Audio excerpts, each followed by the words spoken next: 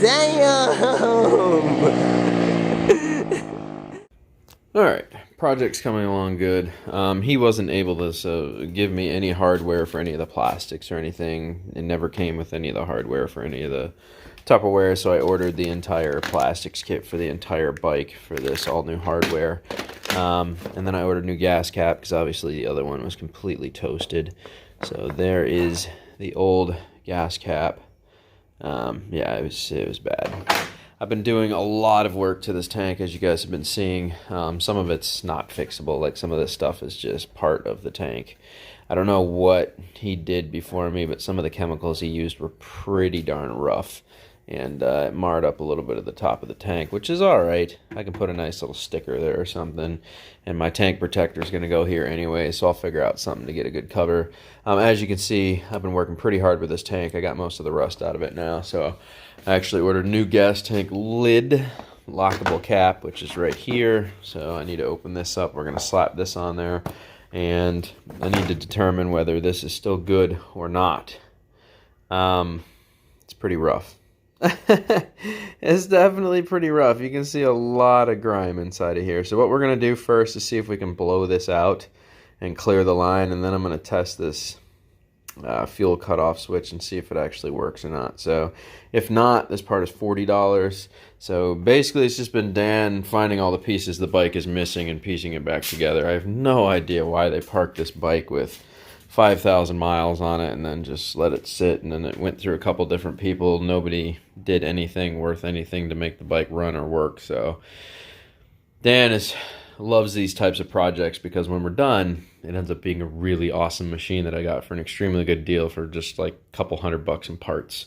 So I did order a new air box. I told you guys I was going to take off the stock air box. I ordered one from eBay, so I have the stock air box. And we're going to get rid of whatever the hell they were trying to do with this, because that's just not going to work. Got to have EGR connected and all the vacuum lines. This bike is necessary for all that stuff unless you're going to properly delete things, which I don't want to do. I want the bike to function at its best performance without having to modify too much. I mean, it's just not necessary. It's a 500cc bike. I'm not trying to make it do what a 1000cc bike does. It doesn't make any sense. So I'm just going to make sure we go back. We know the bike runs. We know it starts because I got it running already. So I think pretty much we're just trying to save some of the components now that we can, see where we end up. So there you go. New gas cap has been put down. Beautiful. Works just like it should. So, and I did determine that the fuel cutoff always has a hole going all the way through it, even when you turn it off. So fuel will seep past that if I want to shut it off. So, yeah, fun stuff. So I've got one gas tank, two gas tank keys, and one key for the bike. So I'm going to have to order a Suzuki key and have it cut before I lose this one. So I got two keys for the bike. And yeah, so I'm going to have to order that, fuel tank cutoff, and the carb kit should be here soon. Then we'll reattach the stock air box. I love that they included the filter. That is very nice.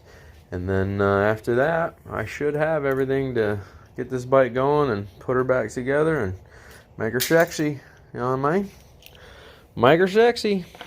So we're going to put these sets of keys together. It's already Saturday, tomorrow's Sunday, no mail. So I assume a lot of the stuff I ordered for this bike will probably be here Monday or Tuesday. I should be able to get this running, and then we're just going to have to wait like, I don't know, until the 23rd or 24th for this. And then I can finally put the tank back on. And we can put some fuel in it, dress the whole bike back up, put all the plastics back on it, and then give this thing a really good wash because it needs it. It is just dirty from sitting in somebody's garage. There's just tons of dust on it. Like the whole scooter's or the whole bike's in really good shape. It's just dusty and dirty from sitting in somebody's garage for a long time. You know, the bike's like brand new. Look at the seat. It's like a brand new seat. Isn't that crazy? So, yeah. Plastics have a little rashing on them, you can see. So somebody did have a little drop, but they're just dirty. I wipe my hand on them. It comes clean almost instantly. So, yep.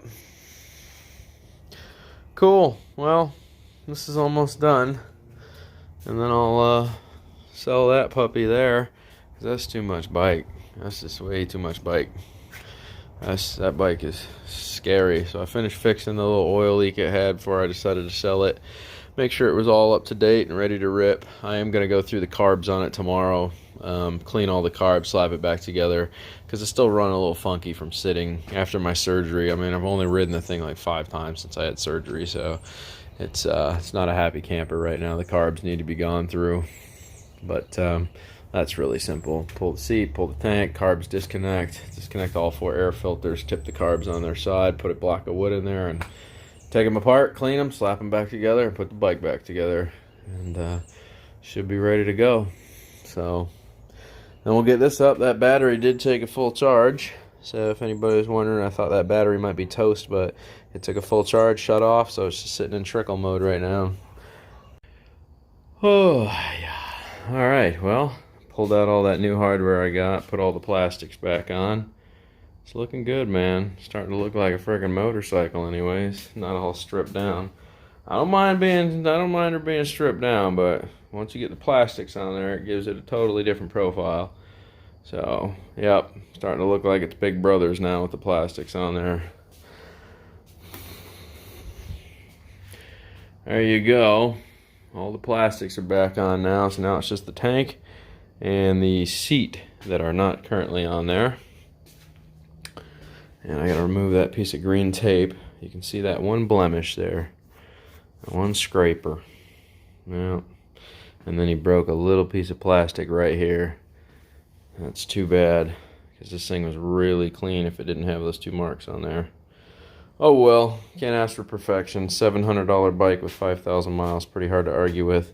So really all we have to do now is wait on the bottom piece for that, the tank cutoff switch, and yeah, and then the carb rebuild kit should be here hopefully Monday, so I'll be able to put this carbs back together and we should be able to hear the sync fire up and run how it's supposed to, hopefully. So everything's good to go. I checked everything, turn signals, neutral light, all the gears are working, high beams, low beams, everything's turning on how it should. All the blinkers are working how they should. So you can see on the back of the garage there, they're flashing on that side. And if I pull this, brake light comes on. I even tested the stupid little horn. It's got like a scooter horn on it. We're gonna have to change that, but everything works. So yeah, we'll finish these carbs up, man. And I think Dan got himself a bike he's probably gonna keep for quite some time, just because it has such low miles on it. It's gonna be a really easy bike to maintain. It's very simple, there's not much to it. And yeah, still got tons, like almost all the original tire is still there. It's crazy, huh? And the tires are actually still in really good shape. They feel rubbery, they're not dry rotted.